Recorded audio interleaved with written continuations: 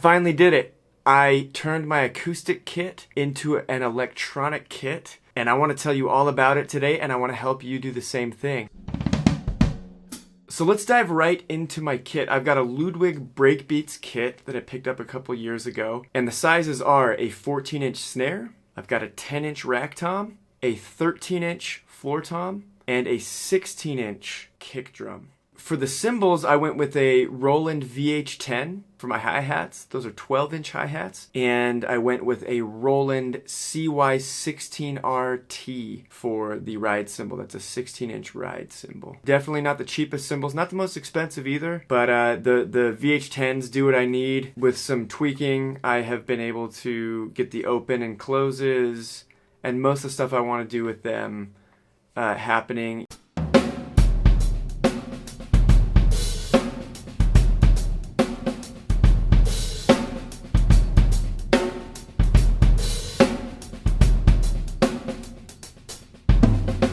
You know, it'll never feel exactly like acoustic hi-hats, but happy with them for sure. The CY16, been super happy with that as well. It's nice and thin.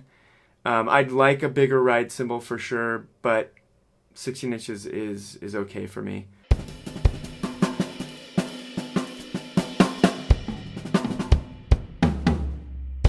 So the mesh heads that you see are all Joe Becky 3-ply mesh heads. That's on the snare, toms, and kick drum. Been super happy with those. I used to have Remo silent stroke heads on my kit. And, you know, the Joe Becky heads are definitely less springy. They feel more like you're digging into a real drum head. They do ship from the UK, and so shipping is super expensive, but went ahead and bit the bullet. The rubber hoops that I'm using, there's two types. So the snare drum has a Pintech rubber hoop on there. It's thicker and a little bit heavier duty.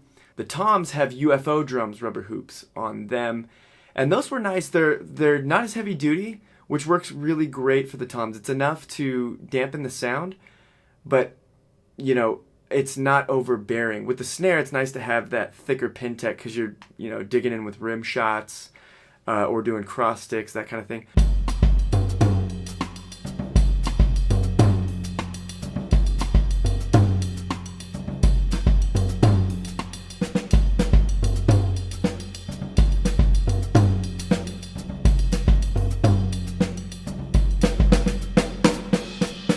With toms, I just do light rim work on the toms anyway, so the UFO drums rim cover really complements that nicely. Alright, so for the triggers, I went with Joe Becky side triggers for the toms, and then I went with the UFO drums E-bridge for the kick and my snare. The Joe Becky side triggers look like this, and you'll notice that's actually on a snare drum. So I started off with a side trigger on my snare drum, but it just wasn't giving me the definition that I needed with ghost notes and that type of thing. I probably could have dialed it in, but I ended up just going with the UFO E-bridge on the snare. If you're curious about the connection for Joe Becky, it goes from the 1/8, and then you go through the air vent. Then there's a 1/4 female end that you can attach using a lug screw. You can see that there. And then you just take your cable, 1/4 cable, and plug in that way. By the way, all my cables that you're seeing are Roland, just 1/4 to 1/4. You know, I think I got them on Sweetwater. And then the cymbals that I bought all came with cables as well. So that's what I've got going there. So the kick drum, I got the E-bridge with the foam pad, and that's been great. You know, I pretty much keep my mesh head on my kick drum very, very loose.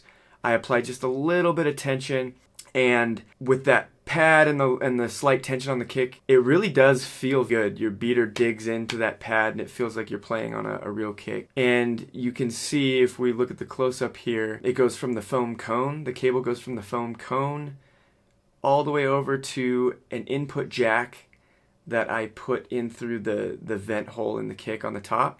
I did have to widen that hole out just a little bit, which got kind of scary. The bit got stuck for a second, and the wood, it's not super nice wood on these Breakbeats kits, but it was scary, but I was able to drill the hole. And so just heads up, if you're doing some DIY stuff, there might be some scary moments. but I came out on top. Alright, so for my interface, I went with an eDrumin 10 from Audiofront. That's Rob over at Audiofront. He makes great products, offers great support. The catch here is these are currently out of stock, and it can take a while for these to get back in stock. So depending on when you're seeing this video, you may or may not be able to get your hands on one of these. I went with the eDrumin 10. There's an eDrumin with 4 inputs, so depending on what you need, he may or may not have stock. Make sure to check that out. If you want to deep dive into this, look at Luke's video with the eDrum workshop. He does a great deep dive, and I referenced that video many times before actually pulling the trigger on this. This is not for everybody, as Luke points out, but it was a great fit for me because I want to record with my interface, and all the interfaces, or the drum modules rather, that I wanted were well out of my price range. Like all the Roland stuff that I'd actually want was just way too expensive. So this allowed me to have an interface that would connect to a computer and I could record. I'm fine not having onboard sounds. You know, it's not that much of a hassle for me to plug in a laptop. But that's something to think about. Like if you don't have a laptop or you don't have a program like Superior Drummer or eZdrum or whatever, something to think about. I was looking at the Alesis Strike Pro module before going with the eDrumin, but happy that I ended up going with the eDrumin. And I know that it does connect, actually, I think via MIDI cables to interfaces. So if I wanted to do, I keep saying that, to drum modules. So if I wanted to do a drum module in the future, I could do that. And then for sounds, I have Superior Drummer 3, which is pricey, but I love the control that it gives me. I do know the sounds that I'm looking for, and the sounds that come just with the base software are great. I think there's 6 or 7 kits, can't remember right now. But those sounds are all awesome. I've been able to tweak those and get what I want. And then there's packs you can buy, both for eZdrummer and for Superior Drummer. I went with a singer-songwriter pack recently that's actually made for eZdrummer. I'm really into the folk rock, folk pop, singer-songwriter stuff where the drums are a bit more dead. It's a smaller room. And that kit, or that pack, has been awesome.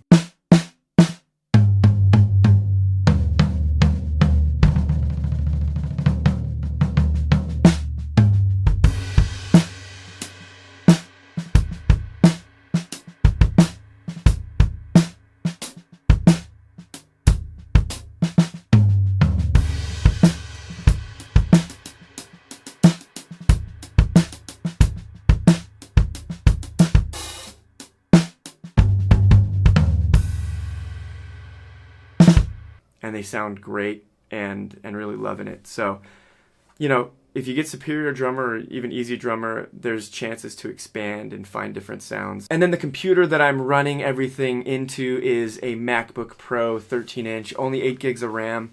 It mostly does what I need. There's sometimes where I need to make sure I shut down all the Chrome tabs I have open, so it's not glitchy in any way. But yeah, I definitely recommend 16 gigs of RAM if you can swing that. And again, a consideration, if you don't have a laptop, that's a whole nother expense on top. When I give the price in a second, it does not factor in a laptop. So something to think about. Now jumping to the price.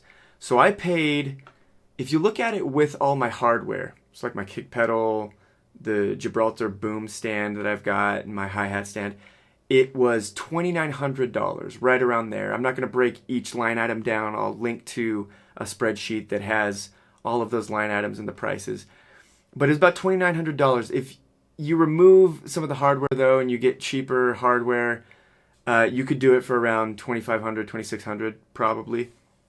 And, that is a lot of money if you're looking at lower end e-kits. Like Alesis makes some that are, I don't know, maybe even under $1,000, whatever. But any electronic drum kit that I would want to buy, like I went to music stores and I played on them, and the ones that felt good to me, they're all starting at like $3,500.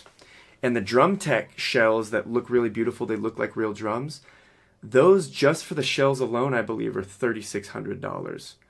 So to build the kit that I built for, under $3,000, has been really, really great. And you might ask, well, why did you want to spend so much money when there's other e-kit options for so much less? And the truth is that I just know what I'm looking for when it comes to a drum set. I know what I want it to feel like when I hit it. And I guess I'm a bit of a snob. Like, I just know what I want it to feel like, and I was willing to pay the money to get there. But that might not be the case for you. Maybe you play on one of those kits, those Alesis kits at a Guitar Center, and it feels great to you, and you're having tons of fun on it. In that case, I'd say, awesome, go for it. I want to record. I need good sounds. I need it to feel right. Like, all of those things factored in. I knew what I was going for, and that's what I ended up spending, and that's what I've built here.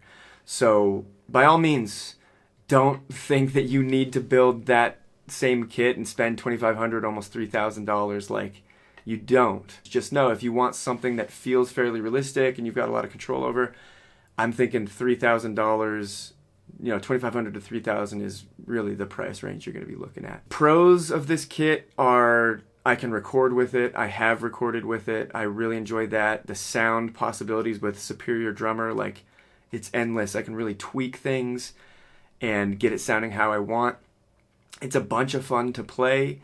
You know, if my family is asleep upstairs, I can come down here whenever I want, and I can work on grooves, I can work on coordination stuff, I can have fun, and I will not bug anybody. The only downsides I've really seen is it's kind of a Frankenstein kit, right? Not kind of, it totally is. I've pieced everything together with different triggers from different companies, and you know, with the eDrumin and the drum software, like, there's a lot of different things going on. And so once in a while, like, there will be mistriggers that I haven't been able to iron out. I probably could with the eDrumin software. It's really powerful, and I just need to spend some more time. But there's that, like, a lot of the nuanced stuff on the snare that I like to do, buzzes and things like that, don't come across exactly how I'd like them to.